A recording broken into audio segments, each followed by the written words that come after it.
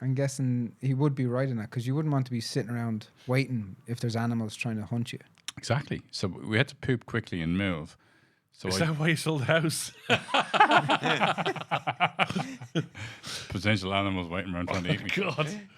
But yeah, I mean, it's if you're on a more kind of carnivore diet, and you don't have that much fiber in your system, you don't need to spend huge amounts of time on your Kleenex bill.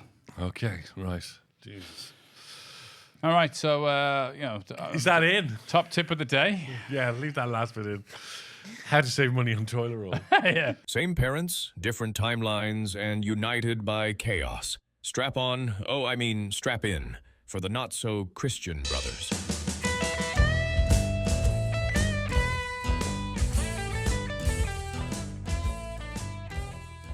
This is Not So Christian Brothers. We are brothers. I'm Colm Hayes. Justin Caffrey. And we want you to like and subscribe and follow us because you're obviously listening to this somewhere. But you can get it over on YouTube as well. And some people don't follow us, so please just take a moment, stop what you're doing, press pause, support us. We're trying our best every week to bring you the most entertaining, groundbreaking material that we can get together in a 7-day period. Yes, there you go. We have a massive production team that we need to take care of. But yes, and house. And house. We have to house them. We house them as well, It's like your man that had the 23 workers from his Chinese restaurant in one house. Did you see that? Yeah. We have that amount of production staff. Don't we, Terry? I need to feed the baby. Yeah, and Terry needs to feed the baby. And it's not his, which is really embarrassing for a lot of us. I was found on the street by his baby. Do you want to buy a dog? I got my hair cut yesterday because Really? very little. I mean, incredibly very little. No, I didn't want. Did they just look at it? Did you walk past and the hairdressers admired it, went, that'll be €5? No, every time I get it cut tight, I don't like the look of it, so I just got a little bit of it cut. But it was quite heavy at the back. But I was getting it cut. You know the way, I don't know, I do this. I was getting it cut and there was this guy starting to cut and he's going, so how's your summer going so far? You know when they do that? Yeah. And I went, can I be honest? I don't talk. And he went, oh, okay. I'm always worried if you say that to a barber, he'd just slice the back of your head. But anyway, no, he was fine. And we got it all done. And then he was cutting the back of it. And so I'm completely grey. And he said, sorry, can I ask you one question? And I went, oh, God. All right, go on. What's the question? Were you ever a scientist? Because you have the hair of a scientist. I went, I've no idea what you, firstly, no, clearly not. And I've no idea. No, it's just when you see scientists, they have that sort of hair at the back. And also probably the level of, lacking emotion that you showed at the start. Oh, yeah, thought yeah, you were on yeah. Asperger's syndrome or something, right? Yes, I was probably trying to just work so out. you know, I don't want to talk to you. You feeble second-rate citizen who's here just to perform a task. Do you know who I am? Not a feeble, not second-rate. I've absolutely no problem whatsoever. But I may sit beside somebody on a bus and the journey may be longer than me getting my hair cut. Am I going to sit beside that stranger and they're going to turn around to me going anywhere nice in your holidays? How's the day going so far? I'm not going to meet this guy again. I don't want to talk to them. I just want to get my hair. I came in here for a haircut. If I wanted to have a good old chat, I would have gone to... Is he not your local barber? Bar. He's actually his brother-in-law. No, I've never met this guy before. He's new in the place. Right, okay. And in the previous place that I used to go, there was They a all guy knew you were an ignorant prick. And the guy used to say to me, sorry, are we talking today? And I go, not really, if you don't mind. I think, because it's like... The weather's lovely outside. Where did you park? It's hard to believe that we actually have the same mother because I was always brought up and beaten into me with a wooden spoon. It's nice to be nice, but you obviously weren't in No. I was very nice. I went, excuse me, if you don't mind, I'd prefer not to talk. Yeah, so you didn't say it in the vulgar way. No, I didn't say, I'm not talking to you, you asshole. Because I don't sound like that. No, I know. Well, and again, that was beaten out of us in Santry. Yeah. But you asshole. But I do think that maybe there's a possibility that you think that that's nice or okay, but actually... It's a bit odd. Did he get into the profession of cutting hair so he could chat to random strangers or just cut their hair? Well, I'd say he probably get into his profession because he likes his job. And part of making good in your job is, just frivolous conversations. Like he's hardly going to open You go up to with. women and you like them to massage your head and tell you that you look like a silver fox. You're going there for sexual satisfaction almost. I think that's a bit extreme. I'm very happy to be complimented by anybody, right? At my age, but Hey, he compared me to Albert Einstein. that's a stretch. But I think it's just interesting, and it's a fair observation. I wouldn't have actually expected anything less from you to make that statement. Do you chat to your barber like for the entire journey? No. Do you tell them you don't want to talk? No, but I'm not, Mr. Chatty. So they get the cadence of the Mr. Chatty. relationship. You're a chat show host That's on a radio my job. show. Like, that's my job. Does a butcher bring a cow home at night and cut it up in the front room? Well, no, but I'm sure if he was getting his haircut, he'd be nice to the barber. No, and there's a lot of barbers now. If you're booking online, you can click on silent. Well, do you need to go and see them then? Because that way it's kind of preemptive. It's like in an nice Uber. to say You the can guy say says talk or not talk. the guy says, "Do you want? How are you today? Was the summer good for you?" I don't really want to tell you that. I just don't really want to talk. And he cut my hair very fast. And sometimes when they talk, You don't want to get rid of this. sometimes tosser. when they talk to you, they forget what you asked, and you end up coming out with curls, and a blue streak. So no, I'm happy, but I have the hair of a scientist. Anyway, that's the story. But like these small little frivolous conversations that we have throughout our day are proven to be very good for our mental health. Absolutely, but I didn't go in there for a small frivolous conversation. I went in there for a haircut. I might go across the way to the hardware lad and have a chat with him when he's giving me something for my radiators. And what if he says to you, "No, sorry, I don't want to talk to you." Well, I say, well, how do you know what I want? You're like, this is Well, the you look like a service. scientist. It's surely got something to do with your radiator. Surely you go. So, go on, Liverpool. Go on, man. one. So this is the story. Jeff Bezos is now buying Liverpool. Well, he's buying England, basically, but he's starting with a football team. Then he'll buy the city. And then he'll just buy. And Anfield will become a warehouse. I was just going to say that. Will you have like Amazon vans shipping from underneath the old Anfield? Yeah. That's mad. If Liverpool now arrive at all the training grounds in an Amazon van. And they all bail out the back. Yeah. Well, look, I think, look, the downside for football in the UK is there's only one direction of travel here, right? And that's if anybody ever goes to the States and you go to American football, it's going to cost you $1,000 to $1,500 for a seat in the stadium. People don't buy season tickets. It's not possible. They just want high ticket values and high turnover of people turning up at games. So right now, like season tickets are still in the kind of, £800 to £1,200 figure, I think, for certain grounds in the UK. But they're just going to balloon to ridiculous prices because they don't want season ticket holders. They want to create brands that attract people to spend big. Like the World Cup was a classic example of it. The average ticket was like $2,000 to go in to watch a game. And it was funny, you saw there was one commentator who said, you see all the supporters there, and they go, come on. They look like crazy supporters. Half of them were multimillionaires because to fly over, to get the hotel, to get the ticket, it was just ridiculous. And they weren't, now there was a great atmosphere at a lot of the games, but they weren't really die-hard soccer fans, which is a pity. And then Infantino tries to sell the World Cup, basically, down the high street, and now we realise he's also paid 175,000 to his ex-lover to leave UEFA.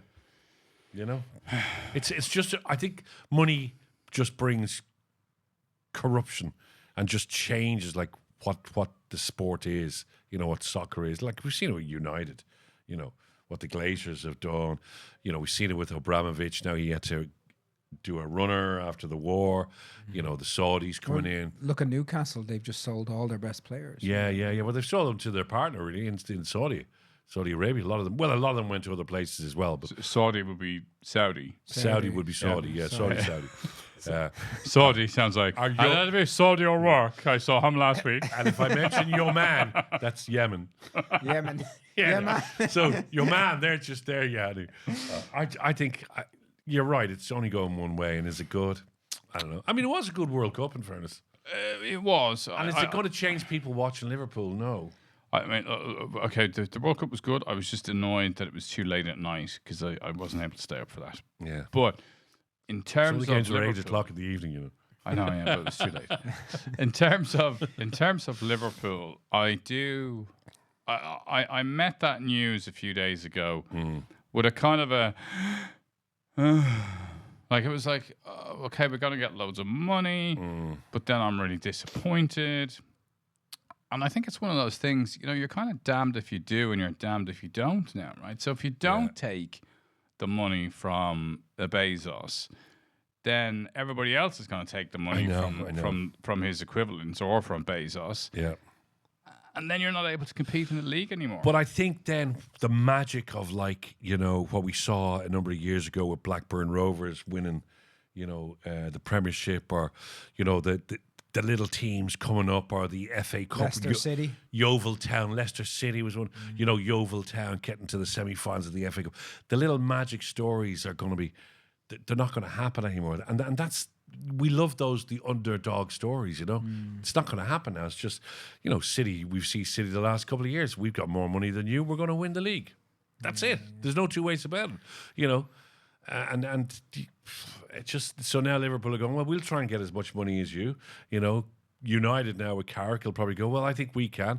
Money's been pumped into Arsenal.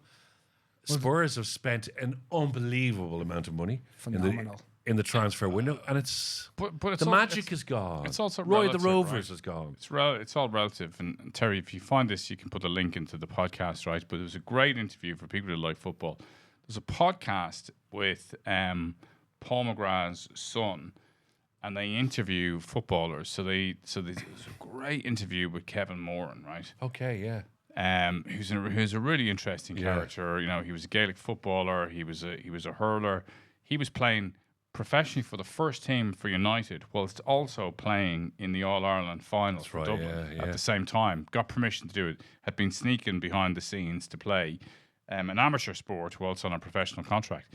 But if you look at Kevin Moran, who's probably maybe he's a bit older than you, maybe he's kind of closer to 70, but not somebody that is too far in the dim and distant past. In my era, you kind of grew up seeing him play football.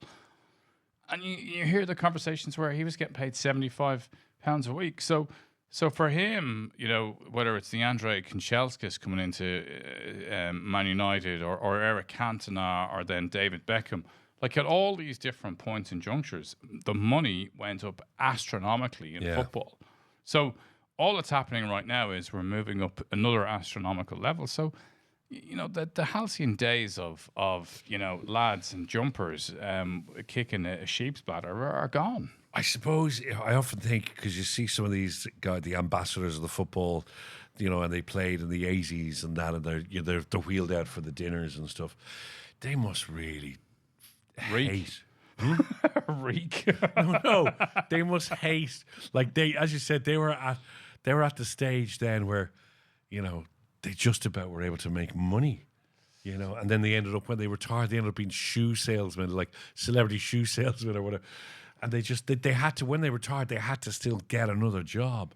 I think like Terry Francis became one of the first really well-paid football players, and that sort of changed things. So again, yeah, I mean, I suppose, but now when you see guys getting like 390,000 a week, plus they've got all their sponsorships, it's just and then they say, like, the likes of Rashford and people, they're just earning so much money, they don't care anymore, you know? Yeah, but I also think if you go back 20 years ago or 30 years ago, equally you could say some players didn't care and some players did care, right? You know, I do think the Ronaldos, the Messis, you know, the great players are always going to be the great players because they have a desire to win and be at their best. But, you know, for any league to survive, it has to be made up of a machination of people who are willing to work hard and people who are willing to work less hard. Yeah. And then the people in the middle who don't have as much talent, more talented than the rest of us, but not talented enough to be world class. And then it's all, look, it is a commercial sport. And I mean, maybe we should be so thankful that we're not going to do that to maybe in our lifetime anyway. And it's not going to become a commercial sport. Now, there's arguments for and there's arguments against. But I just, sometimes there is a bitterness when you're watching soccer. It's just like, you know, this is just, like even the hydration breaks. in the football in the World Cup. Some of them they didn't need hydration breaks. Some of the air conditioning in the stadiums was so good, but they still had them because they were guaranteed to sponsors. Yeah, but I think look, that's on one hand that's FIFA, right? I think you got to park that. I think UEFA, I think the Premier League, I think the Championship. They're all better, but the harsh reality is if the Premier League doesn't compete, then Serie A and the Bundesliga will have the money and we'll take it on. So you're okay with Amazon? No, not really. But like what advantage is it going to be? Like when the Glazers came in, we thought there was going to be an advantage to United. There wasn't. We're just about getting together with Carrick. Okay, but sorry, the Glazers were borderline bankrupt when they took you over, right? And all they did was just pile in a load of debt, and they actually extracted the money out of your club to pay for all the debt across. Yeah. Whereas Bezos is just cha-ching, baby. Yeah, but is he bothered? I mean, he just sells clothes and shoes and books. I mean, is he bothered buying a football club, or is it just? Is it the prestige? For him, that's a racehorse, right? He wants to be known as the owner of the most successful football club in the world. It's his ego. Yeah, but because he's not going to put all his time or his passion into it, Who told him it was the most successful football club in the world? If he puts 20 billion into Liverpool Football Club, it's all right because he probably made that. So you're okay with it? No, I'm not okay with it. I'm answering your question in relation to the fact that does it have any benefit in comparison to the Glazers. I think it's a very different proposition. I do think it makes Liverpool very strong.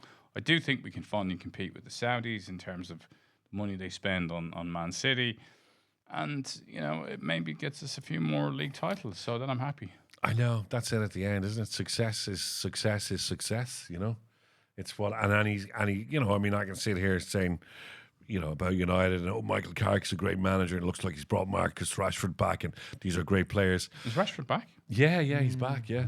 But it's just about, at the end of the day, it's just success, isn't it? It's just like we lift a trophy, which means we've more than Liverpool, and then success, you're only going to get that through commercial extra money coming into your club. It's not because you're going to get a young player. The last thing that you did, right? Like okay, Terry's question before we turn the cameras on, like does money make you happy, or can you be happy with success? I think you have to experience poverty and lack of opportunity the way I have.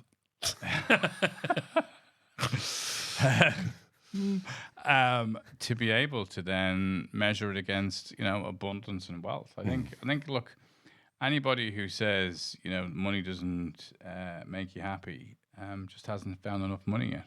Because I think, and I don't mean that in an ostentatious, crazy way. I mean that having enough money so that you don't have to worry about it, you can have a couple of holidays, you can pay your bills, you can enjoy life.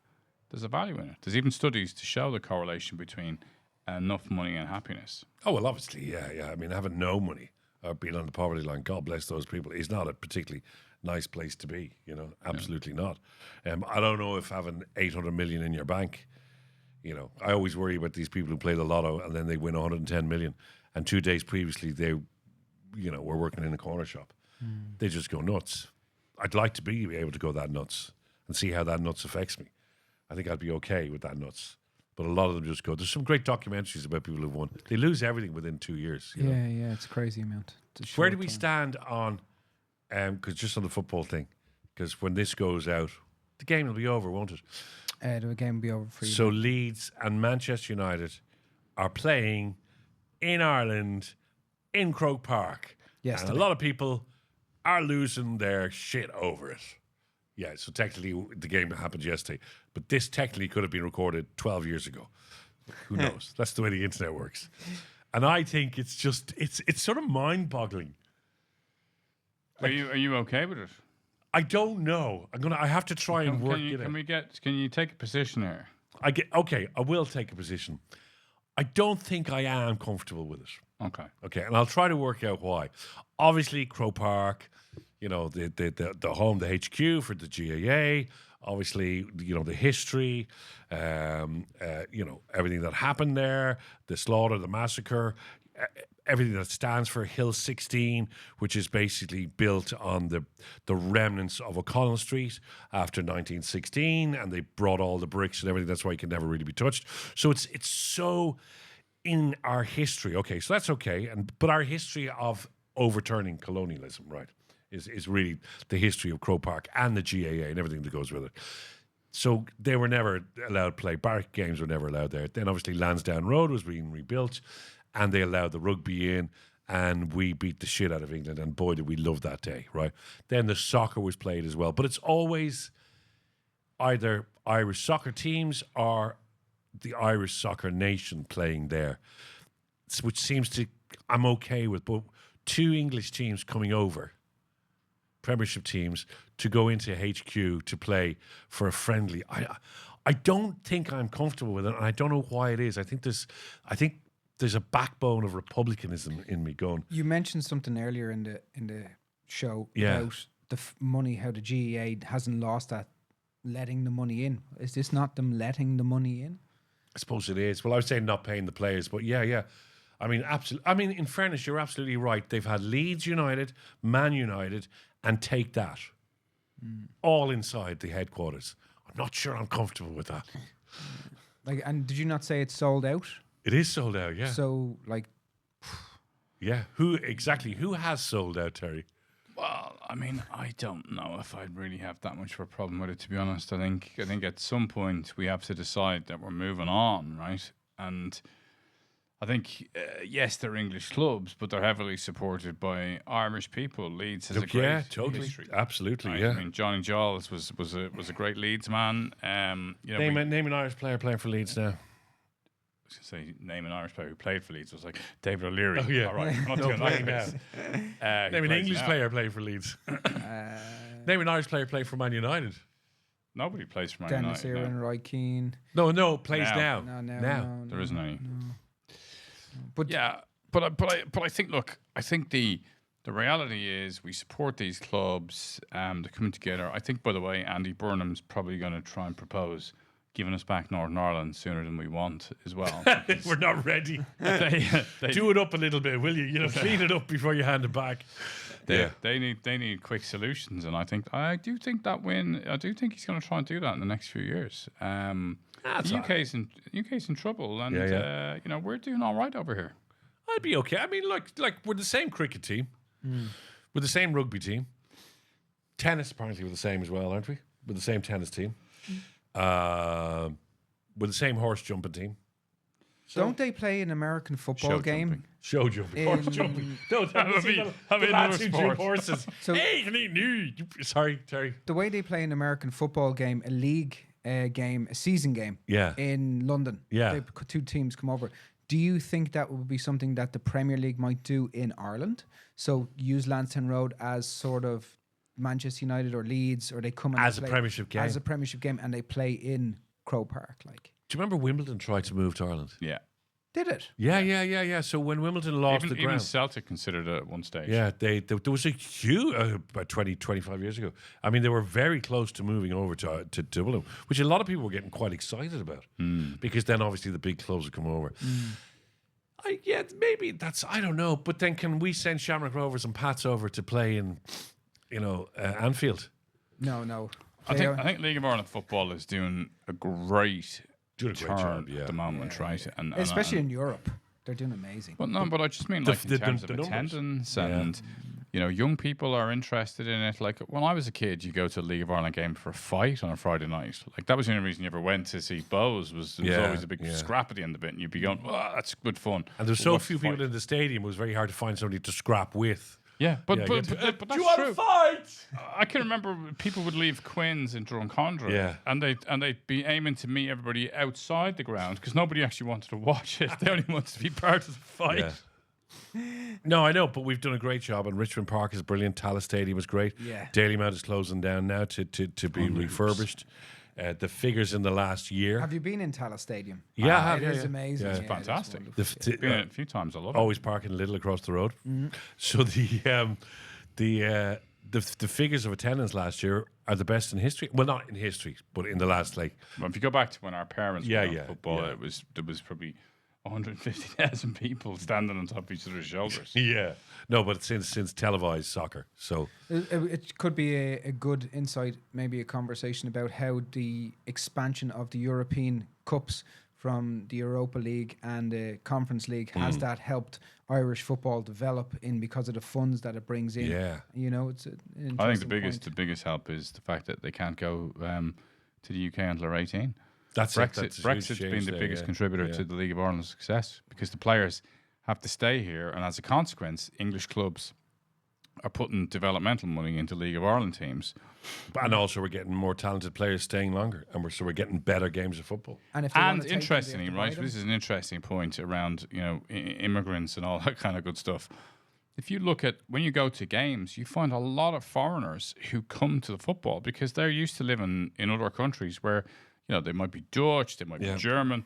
So they still want to go and watch a game. And I was obviously looking to go and live in Malta next month, and I was talking to a couple of lads about what's the local league like, and it's all right, it's competitive, and I thought, well, that'd be good fun to do on a Friday night. So, we fell out of love with our own sport for some reason, and I think because we just didn't think we were good enough or it was good enough. But I think the foreigners.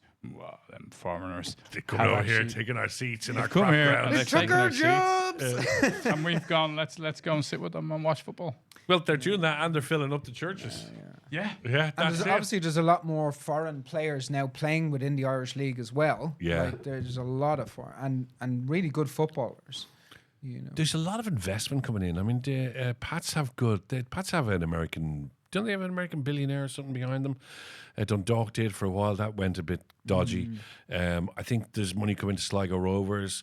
Like there is, and Bose have done a great job raising money. I know that their marketing manager Daniel Lambert. He's also the involved in Fontaine's DC, and he's the manager for Kneecap as well. So all the. It's all very everybody. Last time I saw Bose playing, everybody looks like your son. Yeah, it's just completely gentrified. What do you call these people? What do you call this new look that young people have? The moustache and then the kind of flowery clothes and shit. It is shit. Yeah. What do they call themselves? Well, it's gentrification. Is there a name? Do they have a name? Yeah, they have a name. Oh, okay. They have a name. It's like the Cappuccino Kids or something. It's like the hippies. They're not hippies. They're dippy hippies.